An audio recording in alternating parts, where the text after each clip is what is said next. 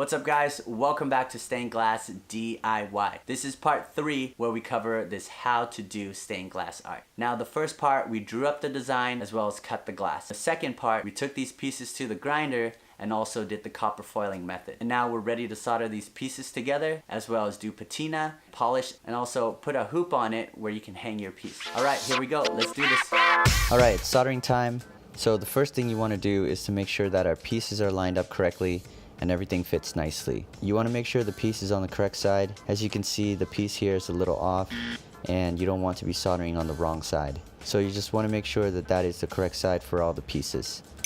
Now we don't have these numbered because they rubbed off, but since this is a simple star, I think we'll be okay. Oh, I'm using the back of a notebook to solder on, but the smart thing would be to use a Homo soap board that is heat resistant. I'll link that in the description for you. Okay, so we've got our flux, we've got our brush for the flux, we've got our 60-40 solder, and you can bend it out to where you want it. I like to bend it out just to leave it out there, one less thing to worry about while you're soldering with two hands. We've got our soldering tip. I'm wiping it on the wet sponge to get it really clean. My setting on the soldering station is usually around 700 to 800 Fahrenheit. I'm gonna set it at 750 Fahrenheit, 400 Celsius. That should be good. Okay, we'll add the flux. What I like to do is just go over each side and just paint it on. Do it lightly and just kind of get everything. Okay, we'll get some solder onto the tip and hold these two pieces together and you just tap it down. Just a quick tap to transfer the solder.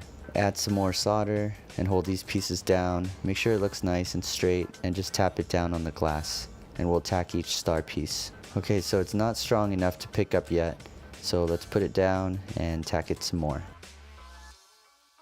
Okay, it's still kind of flimsy, so let's not pick it up, but let's just do the whole thing, add some solder and run it through, move moderately fast. This is the first run, so it doesn't need to be perfect yet. Just keep going and move it along as the solder melts, adding more solder as you go. Always wipe the tip, keep it clean when you're resting it. Now we should be able to pick it up, but it's only soldered on one side, so just gotta be careful. Since we're on this side, let's just do the edges of this glass. Add some solder and just run it along. We'll keep going for all the sides. Now let's flip it over, but remember it's only held together by just the edges, so you'll want to make sure you support the entire side. So we'll do the same thing on this side. Take the flux and trace the lines. You can dab the solder on first, or let's just go with it now and follow the lines.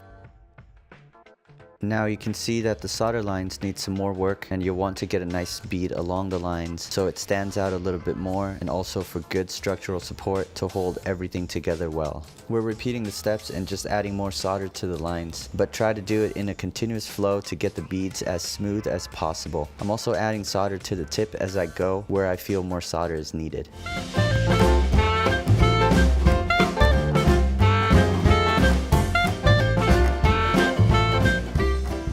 Cool, we're looking pretty good. Now let's do the edges. We'll start with just one edge. Add some flux and keep the soldering side horizontal when you add the solder, so it flows evenly and doesn't pull to one side or the other. You can see some of the flat spots, so I'm gonna add more solder to that. I found that once the solder melts, lifting the soldering iron quickly off the bead helps it blend into the rest of the bead line. You can go in and melt the joint line to help smooth it together like I'm doing here. So we'll do the same for the rest of these edges.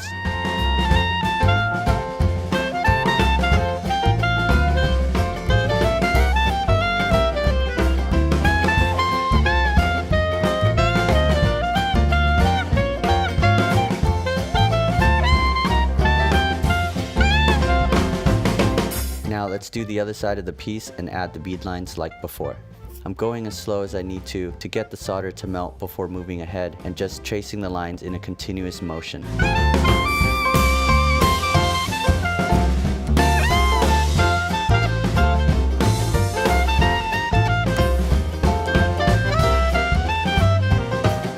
If the lines aren't smooth again, you can go over it and remelt the solder until you're happy. Although heating up the same spot could loosen the copper foil from the glass, so just be aware of that.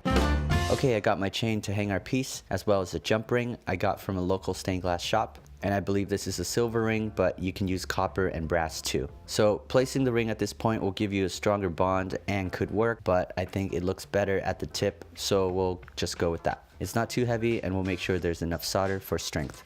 I'm using this needle nose pliers to hold the ring in place. Add some flux and just a dab of solder to hold it in place initially. We'll add some solder to the other side as well. The solder's on there, but I'm gonna add some more so it's a little bit stronger.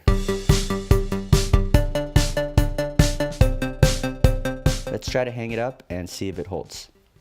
Perfect, I think we're good. I'm smoothing this entire edge to blend it all together. And final inspection for our solder work. And everything is looking good. We'll now clean our piece in some soap and water solution.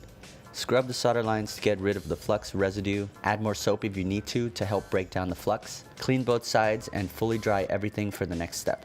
I've got this steel wool to prep our solder for patina. Make sure everything is super dry and just scrub lightly all over the solder. This helps remove leftover hard flux and preps the surface for the patina application. I'm also avoiding touching the solder after, so maybe use gloves to keep the oils from your fingers away while prepping. Okay, here's our black patina and a clean brush. Let's try to patina and see how it is. I'm just painting it directly on the solder and trying to avoid getting it on the glass, since I heard the patina could stain the glass. It's looking pretty dark, and you can see the color change immediately when applied. Let's keep going and get all the sides.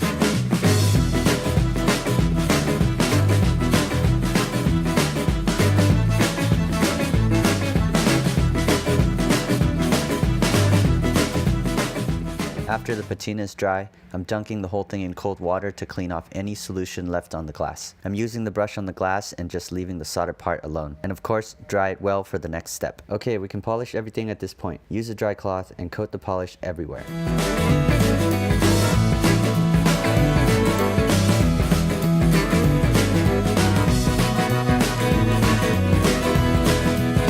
We'll let it sit for 1 minute to dry, and then buff it all out.